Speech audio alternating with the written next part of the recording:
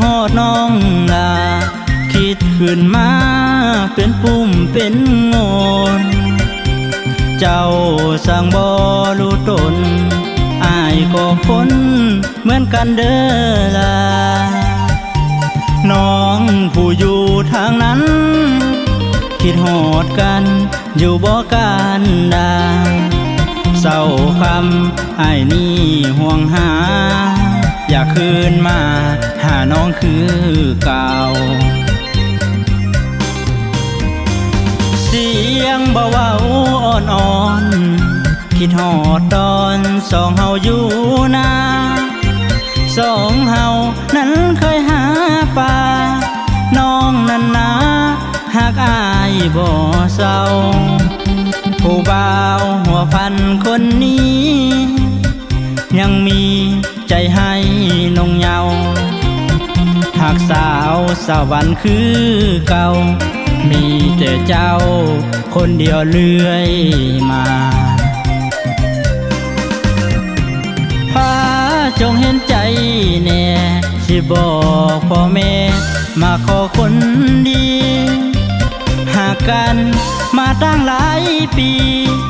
น้องคนดีอย่าลืมสัญญาปีกายบ้าจะแต่งน้องแต่เงินทองบ่มีการดา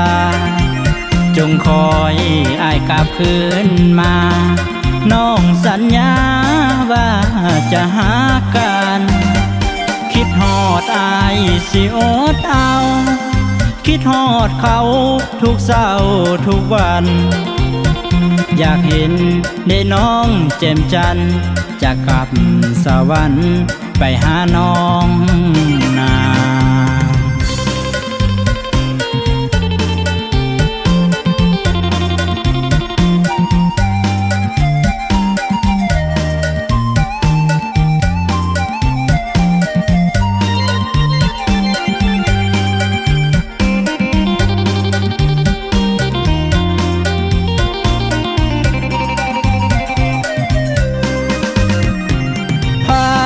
จงเห็นใจแน่สิบอกพ่อแม่มาขอคนดีหากกันมาตั้งหลายปีน้องคนดีอย่าลืมสัญญาปีกายบ้าจะแต่งน้องแต่เงินทองบ่มีการดาจงคอยอ้ายกลับคืนมาน้องสัญญาว่าจะหากันคิดฮอดอายสิอดเอาคิดฮอดเขาทุกเศร้าทุกวันอยากเห็นได้น้องแจ่มจันทร์จะกลับสวรรค์ไปหาน้องนา